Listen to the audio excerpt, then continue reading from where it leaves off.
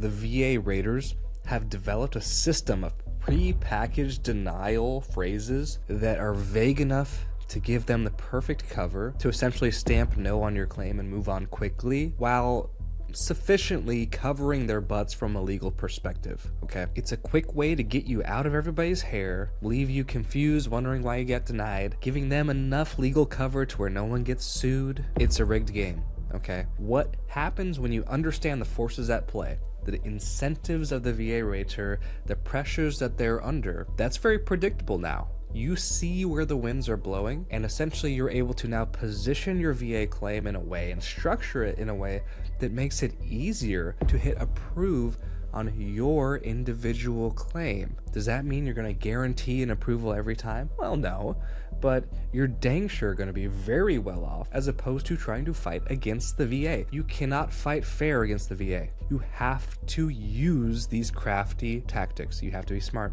It's sad, but that's the way it is, okay? It breaks my heart whenever I see hard-headed veterans dead set on fighting the VA. It's like, well, you go ahead, brother, but it's like fighting the ocean, all right? What are you gonna do? So before I ramble on too long, which I have already, I'm giving you the entire secret sauce behind why VA Claims Academy is at, okay, 4.9 stars, 4.8 stars rating on Google, why people get to cruise to higher ratings even after being denied 40 plus years.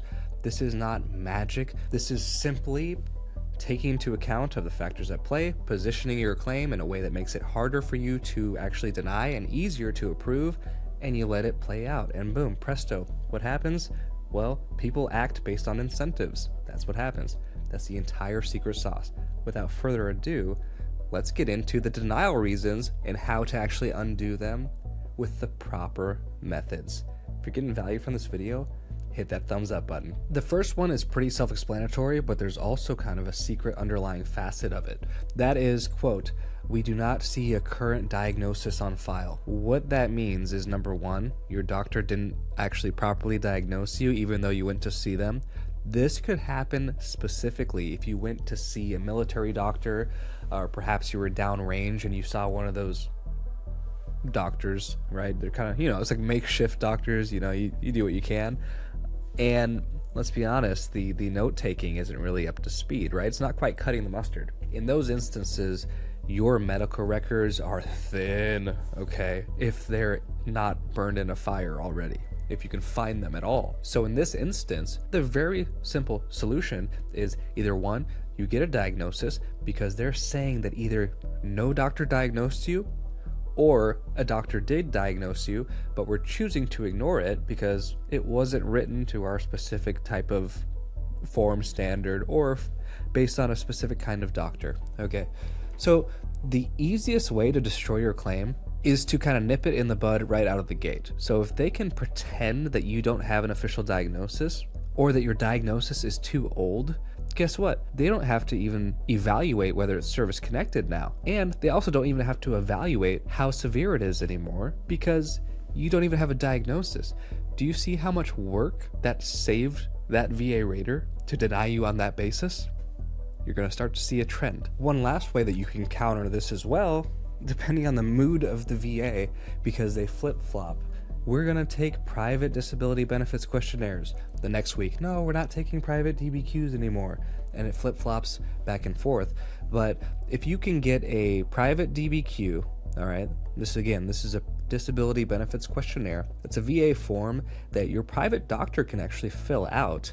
That ensures that, hey, this is even your own format, VA, right? You can pay for these things. You can pay for these services online. Go to vadisabilitydoctors.com for more information for that. I'll leave the links in the description. That makes it difficult for the VA to tell you that you don't have a diagnosis when you have one and it's recent and it's even on their own forms. That'll take care of it. Let's move on to the next reason for denial. Tell me if this one sounds familiar. We see that you do have a documented disability, however, we cannot locate an in-service event, or there is no nexus between your condition and service. This reason is about 80% of denied veterans.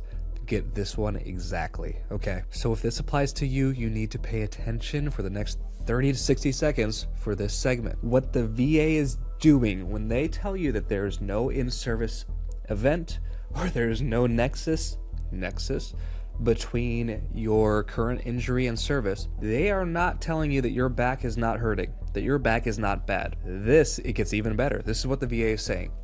Yeah, we see you have a bad back, and we see that you were 11 Bravo infantryman who carried a 70-pound pack for 10 years. But we're going to pretend like those two things have nothing to do with each other. You having a bad back and jumping out of airplanes, we just don't see it. You know, that could be anything. Come on, you're getting up there in years. Maybe it's just old age. This is the classic service connection denial, and it works so well for the raters who want to save effort on your claim and just hit denied and go back to watching football highlights or whatever, because essentially they can have someone call them into the office. Let's say it's their manager. Their manager asks them, hey, why did you deny John here? You know, this person was air assault, propelling out of helicopters, and came in with a bad back, degenerative disc disease at 47 years old. They could point to, well, you know what, unfortunately, I don't see any documentation from service of a visit. They probably know that you were hurt and you just didn't go to the doctor and complain about it, right? Just like everyone else. But on paper, since you don't have that diagnosis, that perfectly outlined, hey, I complained about my back on this time, on this date, and the doctor took perfect notes and then diagnosed me right there with the back issue, and I've been getting treated ever since. The fact that you don't have that solid paper trail, that means that there's just enough CYA, right, cover your assets, for that VA rater to deny you, and even if they got called into their manager, they could still justify it. Doesn't make it right, doesn't make it a good decision, but on paper, legally, it's justifiable, okay? So don't even allow them an opportunity to do that for you. You need to close all the escape routes for what would be an easy denial for the VA rater. If you are rolling the dice and hoping that you get the employee of the month as your VA rater, you're gonna have a bad time, all right? More times than not. Could you get lucky? Sure. But is that really what you want to do with your family's tax-free pension? No. More importantly, do you want to bang your head up against a wall for 8 months just to receive that denial? No. Okay, so how do you fix this? Again, listen up. This is 80% of y'all, okay? The remedy to being denied service connection on the basis of no in-service event, on the basis of no nexus that connects your injury to service, is a nexus letter. Why is that? First, what even is a nexus letter? Very briefly, it's a doctor's note from a medical professional that explicitly states the magic words that the VA needs to hear, that it is at least as likely as not that your condition was caused or aggravated by your military service. That specific phrase, at least as likely as not, is the legal standard that they have to meet for 38 CFR 3.102, okay? Remember, you're cutting off all the ways that if the rater got called into the office, that they can point to and justify as a reason that they denied you. When you have that specific verbiage and that translates and corresponds to 38 CFR 3.102, you just cut off that escape path. Okay, hey, we're getting along now. You're guiding the rat to the cheese, right? You kind of closing in those walls so that they go exactly where you need them to go. Mouse to the cheese? Did I just call the VA raters a rat? Didn't mean to do that. So all that's great and well and good, Jordan, but how the heck do you get a nexus letter? Good news and bad news. Good news, it's very easy to get a nexus letter. Bad news is to get a good one, it can be very expensive, which is why you need to know that your condition is actually going to be of value to you. Not of value to you, obviously. Anything that affects your life is of value, of course. But more specifically, of value to the VA. Here's what I mean. If you have hearing loss and you're trying to get a nexus letter to get this service connected, but you know that as soon as you check 38 CFR and you check the ratings table to see realistically what your actual rating would be after you win this, you learn that, hey, the VA is going to toss me a hearing aid and give me a 0% rating because they're going to say that hearing aid cured your hearing loss. At that point, it's probably not worth it to spend much of anything on that, right? Not necessarily. See, I tricked you, okay? And this is where creative claim engineering comes into play. You don't have to get into all that. But if your hearing loss is causing you mental distress, hey, maybe at that point you do pay for a nexus letter, because that opens up the secondary claim that now your anxiety could be service connected by way of that existing hearing loss service connected condition, and now you get a 70% rating secondary to the 0%. I'm getting way ahead of myself. That's advanced troubleshooting. Let's keep it condensed. But what I want you to know is you need to be able to project and use a VA disability calculator, look a little bit into the condition that you're looking to claim, and make sure the juice is worth the squeeze as far as the ratings go before you can justify spending $2,000, $3,000 on a single nexus letter, okay? All mental conditions, if you don't have an existing mental ratings, are automatic yes. Is it worth it for you to buy a nexus letter for your mental condition? Absolutely, because on average, those are a 70% rating. You're talking maybe $1,500 to $2,000 per month, tax-free for the rest of your life. For good quality nexus letters that you can get with just virtual appointments without leaving your home, again, I'll leave a link in the description below. Here's another denial reason. This is a big one. And again, if you're getting value from this, hit that thumbs up button for me. What if you had the condition before you even joined service? This happens a lot when people get waivers to join, maybe with flat feet. It can really happen with anything. If the military is in a big recruiting phase, right? It kind of wanes between they need people and they're trying to get people out. They're in a big recruiting phase. A lot of things that would have disqualified you from even joining the military, they turn the other way, and then you get a waiver for that. So what the VA will try to do is the VA will say, hey, on the denial letter, this condition was noted as a prior condition prior to you joining the service. What that really means, by the way, that's BS, right?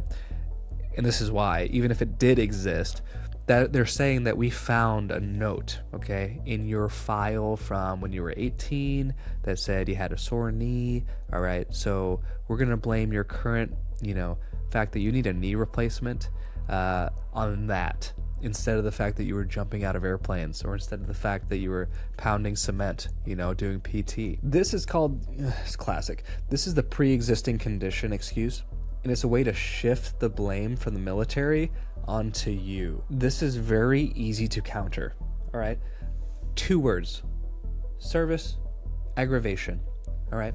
The law states that if your pre-existing condition was worsened by your military service, it is compensable, meaning absolutely the VA is still on the hook.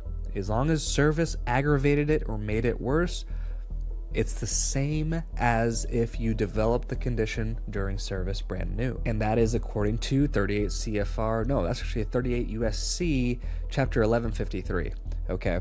And again, you need some magic words, typically from a medical opinion. That's why VADisabilityDoctors.com could help you out in many ways, more than one, more than just nexus letters. And the opinion needs to state the magic words that your service aggravated the condition beyond its natural progression. And the reason I'm doing those quotation marks is because beyond its natural progression, verbatim, that's the verbiage that works. Okay, that's what gets you to win your VA claim. Fair enough? Fixed. Let's move on to the next one. What if the VA flat out doesn't believe you? You'll know if the VA doesn't believe you if on your decision letter, the VA said something like, the veteran's statements are found to not be credible. What that really means is, we think you're lying. This is not so common, but could be a devastating denial, because this is how they discount your testimony. The VA is supposed to consider your own statements about your symptoms, when they started, how they've affected you. That is supposed to be, especially when done in personal statements, things like this, that your VSOs should be telling you about. That is entered into your file as official lay evidence, just like you have medical evidence. That is also weighed as evidence. So when the VA says or claims that your statements are not credible, they're giving themselves a license or permission to ignore everything that you tell them. In this specific denial instance, my favorite way to overcome that one is to essentially bury them in proof.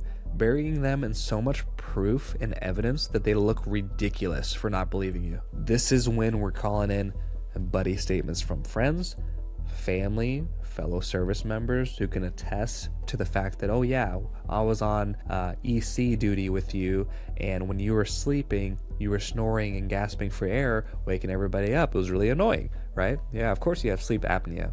You provide medical records that show a consistent history of treatment, if you have them, or a nexus letter to kind of fix that mistake and go back if you don't. Anything that you can do to now make your story so well documented.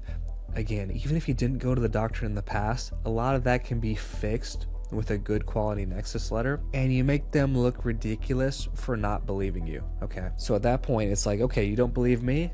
That's fine. Here's this medical professional who is opining on this specific situation, stating that my condition is at least as likely as not to be caused by my military service or caused by another service-connected condition, all right?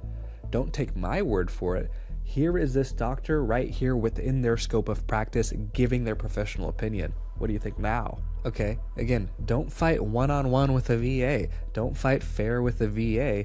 They're too big, you're going to get clobbered, all right? You have to be crafty, be creative, right? It doesn't mean lying, right?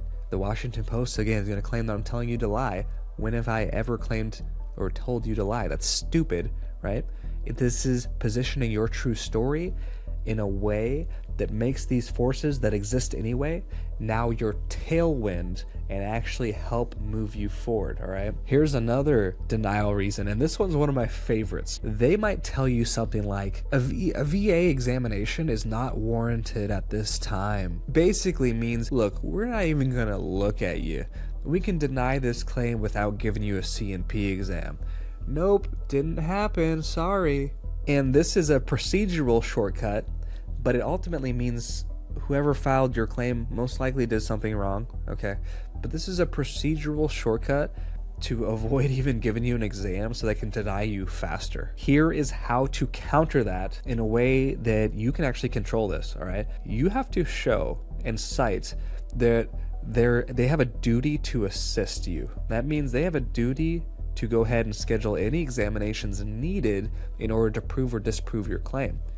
But you have to show them why an exam is required. Under 38 USC chapter 5103 alpha, the VA must provide you an exam when three things are present, all right? Number one, evidence you have a current disability or symptoms, evidence of an event in service, okay? And three, an indication that the two may be connected.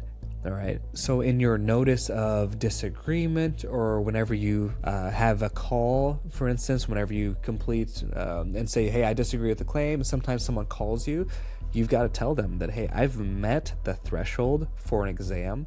I have satisfied these three elements. You have the legal duty to provide me one. And what I want you to do, again, this is about putting yourself in the VA's shoes, is I want you to examine those three criteria and be honest with yourself. Make sure you have them, right? You want to be filing a good, solid claim. You almost want to work with the VA to approve yourself, right? If you don't have evidence of a current disability or symptoms, what are you doing? Just go to the doctor, you know what I mean? If you can, right? Number two, if you don't have evidence of an event in service, again, nexus letters, that's why those exist, right? No one went to the doctor during service. Does that mean you're SOL? You just can't get approved because hey, if it wasn't on paper, it didn't happen, right? How many times have you heard that crap, right? No, put it on paper now.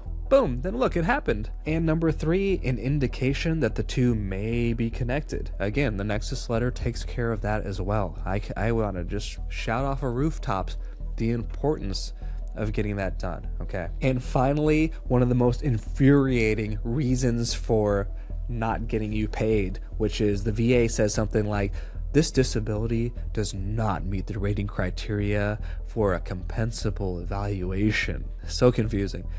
What that really means is we admit that this is diagnosed and connected to service. It's like, oh wow, good.